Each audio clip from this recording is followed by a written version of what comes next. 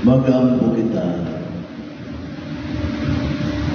Magagahong nga Diyos, himuha nga makasaulog kami uman sa madasigong pagbati sa mga adlaw sa kalipay sa nabanhaw nga Ginoo.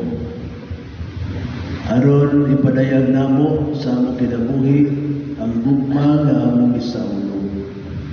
Kini among ipangayo pinaagi sa among Ginoong Jesucristo imong anak, nga buhi ug hari man kanimong sa Espiritu Santo, Dios hangtod sa kahangturan.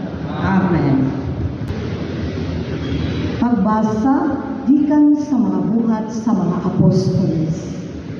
Miadto si Felipe sa usa ka syudad sa Samaria, ug didto giwalihan niya ang katawhan mahitungod sa Mesiyas. Naghiusa ang mga tao pagpaminaw sa gisulti ni Felipe sa dihang nakapatid sila kaniya ug nakakita sa mga milagro nga iyang gibuhat. Nanggula ang mga yawa gikan sa daghang mga tao ug naninggid pagkusog ug daghang usab ang mga paralitiko ug mga bakol nga nangaayo. Busa nalipay pag-ayo ang tibuok Samaria. Ang mga apostoles nga dito sa Jerusalem nakadungog nga ang mga taga-Samaria midawat sa pulong sa Dios. Busa ilang gipadala si Pedro o si Juan ngadto kanila. Sa pag-abot nila, nag-ampo sila nga ang mga magtotoo makadawat unta sa Espiritu Santo, kay ang Espiritu Santo wala pa man mopunsad bisan sa usa kanila. Nabunyagan lamang sila sa ngalan sa Ginoong Hesus. Unya si Pedro o si Juan nipandong kanila sa ilang mga kamot ug nakadawat sila sa Espiritu Santo. Ang pulong sa Ginoo. Salamat sa Diyos. Pasinggita ang tibok yuta ngadto sa Dios uban sa kasadya. Pasinggida ang tibuok yuta ngadto sa Dios uban sa Dios. Singgit kamo nga malipayon ngadto sa Dios. Kamong tanan diha sa yuta. Awitig pagdayeg alang sa himaya sa iyang ngalan. Isangyaw ang iyang maymayaong kadaykanan. Ingna ang Dios pagka makataha sa imong mga buhat. Pasinggida ang tibuok yuta ngadto sa Dios uban sa kasadya. Pasimbaha ang tibuok yuta o paawita ang pagdayeg ngadto kanimo. Paawita o mga pagdayeg alang sa imong ngalan. Umari kamo og tan-awa ang mga buhat sa Dios. Ang iyang makataha nga mga buhat sa taliwala sa mga tao. Pasinggida ang tibuok yuta ngadto sa Dios uban sa kasadya. Gihimo niya ang yuta nga mamala o ang kadagatan latas sa suba, naglakaw sila. Busa magsadya kita diha kaniya, nagahari siya, pinaagi sa iyang bahog, hangtod sa kahangturan. Pasinggida ang tibuok yuta ngadto sa Dios uban sa kasadya. Pamati karon kamong tanang mahadlokon sa Dios. Samtang ipahayag ko unsa ang iyang gibuhat kanako. Dalaygon ang Dios nga wala magtumina kanako sa akong pangayo sa iyang kaluoy. Pasinggita ang tibuok yuta ngadto sa Dios uban sa kasadya.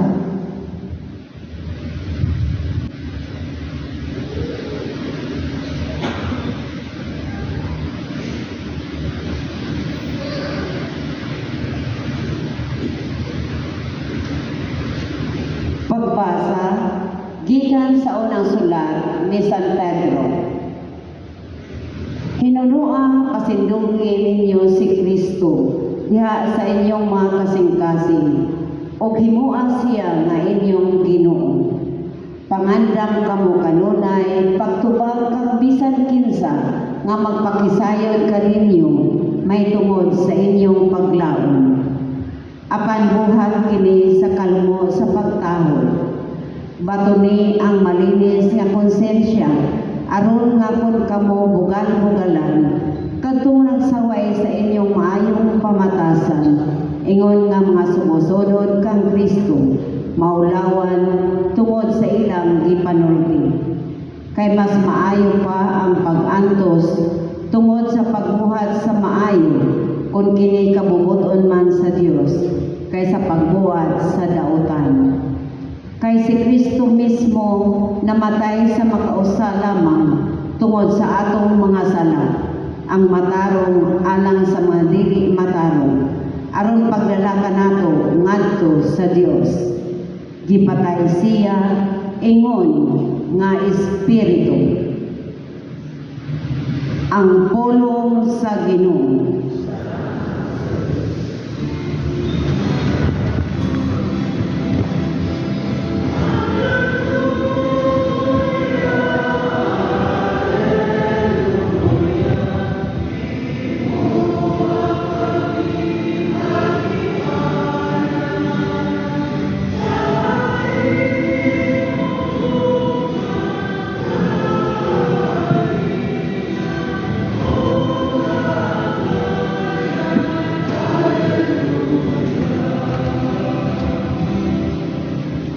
Ang Ginoo manaaga ninyo. Manaaw sa kanin. Kinutlo gikan sa Ebanghelyo sumala ni San Juan. Timayaon ikaw, O Ginoo. Si Jesus mingon sa iya mga tinunan, kung nahigugma kamo kanako, tumanan ninyo ang akong mga sugo. Mangayo ako sa amahan ug atagan kamo niyang laing mananaban ang espiritu sa kamatuoran. Aron maginguban kaninyo hangtod sa kahangturan. Ang kalibutan dili makadawat kaniya, kay dili man kini makakita ni makaila kaniya. Aban nakaila kamo kaniya, kay naguban man siya kung nagpuyo niya kaninyo. Dili ko kamo pasagdan nga mag-inusara. Mubalik ako ug sa dili madugay ang kalibutan dili na makakita kanako. Apan makakita kamo kanako ug kay ako buhi man mabuhi usab kamo. Inigabot niya itong adlaw, mahibalo kamo nga ako ana sa mahan ug kamo aniya kanako. Ingon nga ako ana usab kaninyo. Ang mudawat sa akong mga sugo o magtuman niini mao ang nahigugma kanako. Ang akong amahan mahigugma kaniya nga nahigugma kanako. Ako usab mahigugma kaniya o magpaila sa akong kaugalingon ngadto kaniya. Ang Ebanghelyo sa Ginoo. Dayon ikaw, O Kristo. Mga isuan, maayong buntag. Kumusta? Okay ra. So, aniya kita sa ikaulong Domingo sa Pasko sa pagkabanaw sa atong Ginoo. Yan na kita sa kalitapos sa atong Easter celebration. So next Sunday, ato na sa loob ng Ascension Sunday, there Pentecost pagka following Sunday. Sa ato pamalando mga isuon karong Domingo, nagdasig ka nato ang ato mga pagbasa diya sa pagka makununayon sa atong pagtuo. Sa una pagbasa, ang mga apostoles kanang sa walay ko kahadlok kanang madasigon na nagwali sa mayong balita. Kung dunay panginanglan sa lain na dapit, dali nilang at tuon. Sa makaroon na ang mga converts, mga nakabing niya sa pagtuong, nabunyagan na pero wala pa mga dawat sa balangan ng Espiritu ilang yato. Dali silang ato sa mga nabila sa mga inanganglan. Kung dali sa bilang na matagaan ang mga solusyon, ang ilang mga na-encounter na mga problema. Kini nagdasig na nato sa paglingon sa atong pagtuo, ilabi na niya sa mga kalisdanan. Kinisod kayo ang nasinati sa mga apostoles. Dili sila makapasaya-saya sa pagwali. Kaya sila lutuson o hulgaon sila nga patyon kung sila magpadayon sa pagsangyaw sa ngalan sa Ginoo. Sila ginutos pag-ayo gani sa katapusan sila gipatay. Tungod na ilang itudlo ang ngalan ni Kristo. Gitudlo nila ang pagtuo nato sa mga tao. Apan bisan pa niya makita nato may isuon ang gahom sa Dios. Diya nga mikaylap ang pagtuo sa tibok kalibutan. Gani usa kita sa atong nasod. Kanahimo kita nga magtutuo niya ni Kristo. Nahimo kita nga mga Kristiyanos niabot sa atong nasod 500 years ago. Nabulahan sa kahagog sa mga apostoles. O kini ang hagit nato karon diya sa atong kinabuhi. Kini ang pagtuo nga gisagyaw sa mga apostoles. Magpadayon pag kainap. Pinagi na kanato. Diya nga pagtulunan ni Kristo ato na nga gipuyan. Ato na nga ginabuhi. Kaya ba, kay baluta sa atong pagkabinunyagan, apil lang ka nato ang atong apil o may ampit na kita sa pagkapropeta ni Kristo. Binitingalin nato mahimo ang pagsangyaw pinagi sa pulong. Unsod nato mahimo ang ginidiya sa atong palibot. Tingali diha sa atong kinabuhi mismo. Nga atong kinabuhi nagahulagway sa atong pagtuo. Nagahulagway sa atong pagka-Kristiyanos. Nga makapadali sa daghan ng mga tao. Siguro ang atong mga pagkamatinud-anon diya sa atong pagtuo, diya sa atong mga saan manumpa sa Ginoo. Kung kini niya makita diya sa itong kinabuhi, ano na yung mga tao nga makamatyon, makasinati, sila usap madali. Kaya gini niya mga early Christians, no? Sila nga pagtanaw sa mga apostoles, sa ilang pagpaminaw sa ilang iwali, nadali. Na bago ang ilang kinabuhi, nahimo sila nga mga tinulaan ni Kristo. Sa Ebanghelyo mga igsoon na ato nadungog karon, si Kristo nag-ingon, dili ko kamo pasagdan nga mag-inusara.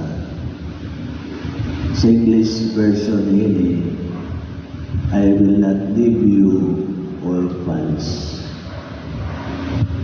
Dili ko kamo biyaan nga mga ilo. Dito kayo natin pamalunungan mga isulti. Kita nagkasinati tingali sa pagkailo. Siguro dili yun sa literal sense. Pero diya sa pagkailo nga kita nabiyaan mga suod, karente o regala. In the promise of Christ, nalilita niya niyaan. Ipadala niya ang balaan nga Espiritu sa pag-uban o paglaban kanato. Muna yung i-promise sa mga apostoles. Muna nga mga apostoles sa ilang kinabuhi. Sa walay kumadlok nagwali sa Ebanghelyo. Siguro kita anaan niya sa mga kaintang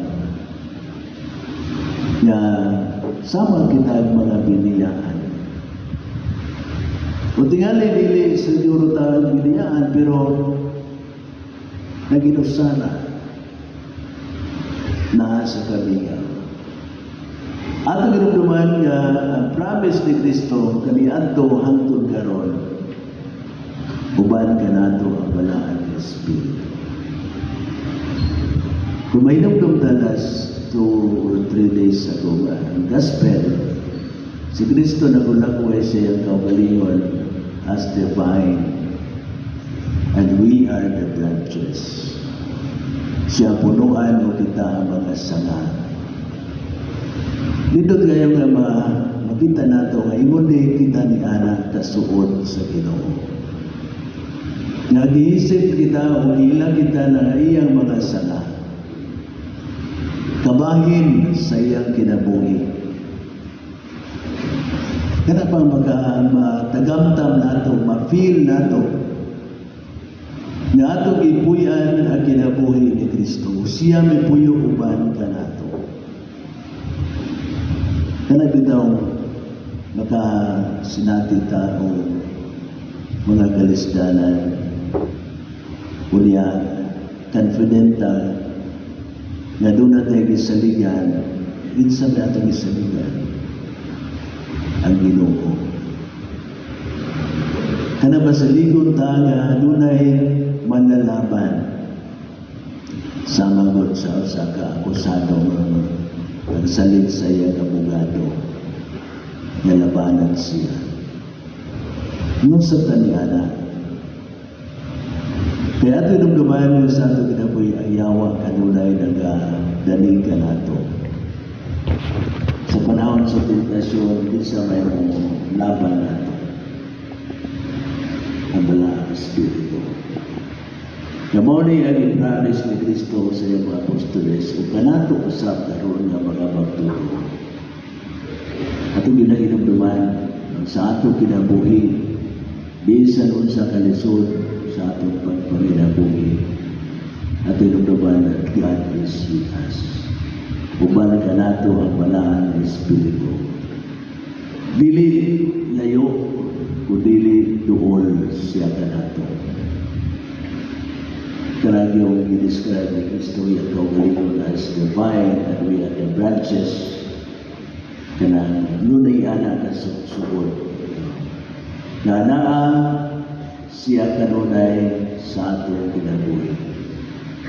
So, dili ka angay nga mahadlok, dili ka angay nga mabalaka, kung dili masalingon ta nga uban man nato ang Diyos, kung sa may akong kabalakan, kung sa may akong kahadlokan. Kaya siguro nagandang mga kabalaka o kahadlok. Nalisod na nato usaya paglihok, lisod na nato usaya pagbuhat sa mga kurato nato sa kinabuhi. Tungkol kay nagdominar ka nato ang atong kahadlok o kabalaka. Mga isuan sa atong kapapadayon ni Santos na Misa ay naguban nato. Kaya Diyos, uban ka nato kanunay. Taliwala sa ato mga pag-antos o kasakit, siya atong saligan, sa yansaan, sa pagpadala, sa balaan ng Espiritu. Aron paglingon ka nato, sama ka lingon sa mga apostoles. Bisan sila gilutos, apan sa walay kahadlok, ipadayon sa pagpalaknang sa pulong sa Diyos. Nagatuo kami sa usa ka Dios ang amahan ng pagkaon sa sa tanang mga makita o hindi makita, nagatuo kami sa usa ka Ginoo, si Jesucristo ang anak sa Diyos, inanak sa mahal sa balakay kalibutan. Diyos ilan sa Diyos, kahayag ilan sa kahayag. Matuon na Diyos ilan sa Diyos na matuon. Iyanak pinituan sa kiniya sa mahal. Pinagi kaniya na kanimuang tanan. Tungod ka na ito mga tao, alam sa katalukasan. May ganaw siya ilan sa langit, sa lalas sa Espiritu Santo. Ngayon mo siya malawas, ikanimaniya ang kulay na imong tao. Tungod ka na ito pinansan siya sa krus sa sugo ng Poncio Pilato. Nanalo siya ng maraming Pilipo. Sa kadulungan na naman siya matuman ang kasalanan. Isagasa sa langit o nagalingkod sa tuo sa mahal. Mabalik siya ng lumayaya at nagpapapong sa mabuhi sa mga minatay. Huwag iyang hinalian o na'y katapusan. Nagatuo kami sa Espiritu Santo. Ang Ginoong maghatag sa kinabuhi. Nagalikan sa samahan sana. Lungan sa mahal sana. Disimba siya o himaya. Unisulti pinagi sa mga propeta. Nagatuo kami sa usa, Santos, Katoliko, Apostoliko, Simahan. Nagailan kami sa usa kabunyan, alas sa kasaytuan sa musa. Nagapaabot kami sa pagkabanyaw sa mga pinatay. O sa pinabuhi sa maabot na kalibutan. Amen. Magampo kita nga ito sa atong makinuluyong amahan kan sa ngalang si Jesucristo. Ipadala sa Espiritu Santo nga ni sa simbahan. Mayon kita, Ginoo, ihatag ka namo ang imong Espiritu.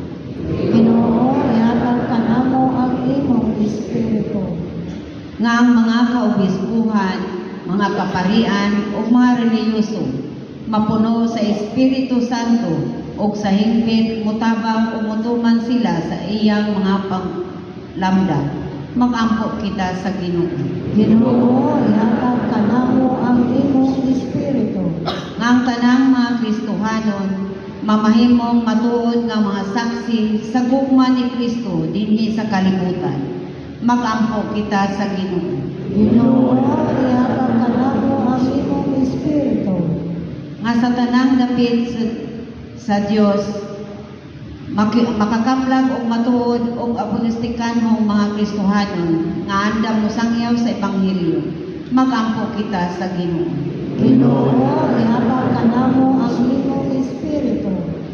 Nga ang mga nagmando sa kanasuran, magtinguha o maghago sa pagdala justisya sa katilingban. Mag-ampo kita sa Ginoo. Ginoo, ihatag ka namo ang imong Espiritu. Ngayon mo untang isipon nga takos o mapuslanon alang kanamo, ang si Venerable Chufilo Camomo, mabayaw na ngadto sa altar sa mga santos. Mag-ampo kita sa Ginoo. Ginoo, ihatag ka namo ang imong Espiritu. Nga sila nga namatay diha kang Kristo, makaangkon na sa kahayag, sa kalipay o sa kalinaw. Mag-ampo kita sa Ginoo. Ginoo, ihatag ka namo ang imong Espiritu. Ginoo, ang imong anak, mao'y nagapuntok sa kamatayon o sa sala. Liguna kami pinagi sa panagingnan, nga pinagi sa mga kalisdanan o sa mga kalipay sa among Kristohano kinabuhi. Maangkon namo ang purong-purong sa himayan dayon. Kini among ipangayo pinagi ni Kristo among Ginoo. Amen.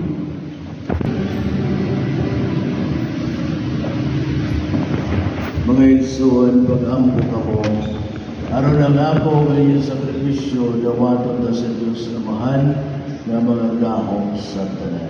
Nawaton unta sa Ginoo ang sakripisyo gikan sa imong mga kamot, alang sa pagdayeg paghimaya sa iyang ngalan, ug alang usab sa atong kapustanan o sa tibok niya santos nga simbahan. Ginoo, mudangan unta nga na kanimo, ang amo mga pangaliya uban sa paghalad nini mga gasa, aron kami nga imong gihidluan sa mga sala. Maandam unta alang sa mga sakramento sa imong dakong gugma. Kini among ipangayo pinaagi ni Kristo among Ginoo. Amen. Ang Ginoo manaa kaninyo. Mana usab kanin. Ibayaw ang inyong mga kasingkas. Amo nang ibayaw ngadto sa Ginoo. Magpasalamat kita sa Ginoo nga aton Dios.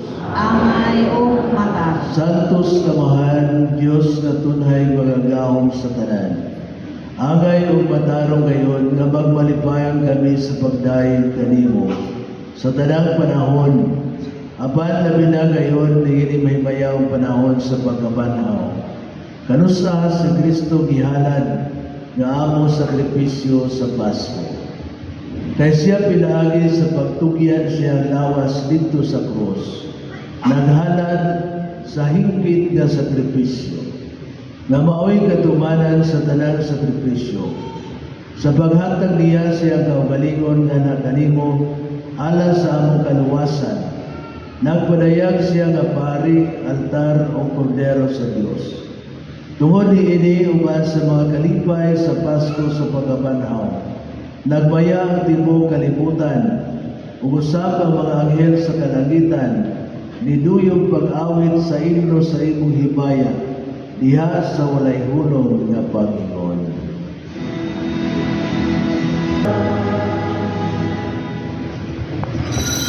Santos Piligaw, Ginoo, tuburan sa Piligaw Santos. Ipadala ang Espiritu aron pagsantos ni mga gasa. Aron mahimo kini ana kanamo nga lawas ug dugo ni Jesucristo among Ginoo. Sa pagpasakit sa iyang kaugalingon mikuha siya upan. Mipasalamat kanimo, mipikas o mihatag ni ini ngadto sa iyang mga tinunan ug miingon. Dawata kini ninyo nga tanan o kanya. Kaya kini mao nga akong lawas na itugyan alang ganito.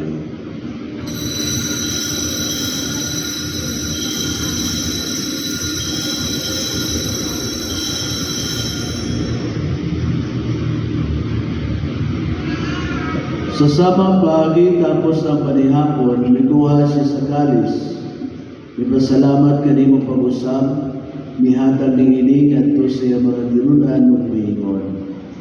Dawata kini o Panginoon kamo nga tanan gikan niini.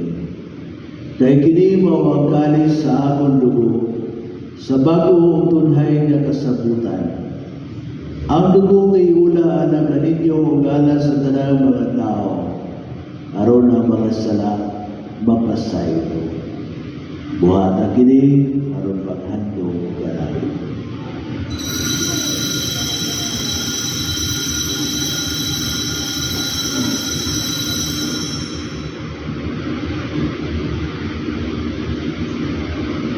Kini ang misteryo sa pagtuo.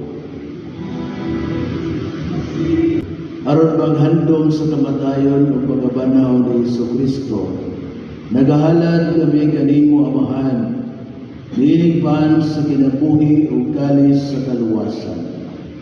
Nagapasalamat kami kanimo, tungod kay imo kaming giisip, nga ngayan nga matubang o malagad kanimo. Himuha ka kami nga mga lawat, sa lawas sa dugo ni Kristo, magahiusa niya sa Espiritu Santo. Hinamdaming Ginoo ang imo simbahan sa tibuok kalibutan. Himuha nga mahigpit kami diya sa gugma. Uban ni Leo among Papa, ni Holito among Obispo sa tanang mga pari. Hinamdaming usa ang among mga igsoon nga nangamatay. Malaumon nga mabanhaw sila ug ang tanan nga namatay diya sa imong kaluoy. Dada sila tanan sa pagsugong sa kahayag sa imong nawong. Kaluy kami tanan, himuha kami ngayan, nga magaambit sa kinabuhing tunay uban ni Maria. Ang inahan nga ulay sa Dios, uban ni San Jose iyang bana, uban sa mga apostoles, o sa tanan nga mga santos, nga nagatuman sa imong kabubulwan natas sa katuigan. Uban kanila amo ikaw nga daygon o amo ikaw nga himayaon, pinaagi ni Jesucristo imong anak. Pinaagi kaniya, uban kaniya, o diha kaniya, gihatag na na kanimo magagahong amahan, diha sa kahiusa sa Espiritu Santo, ang tanan mo maghimaya hangtod sa kahangturan.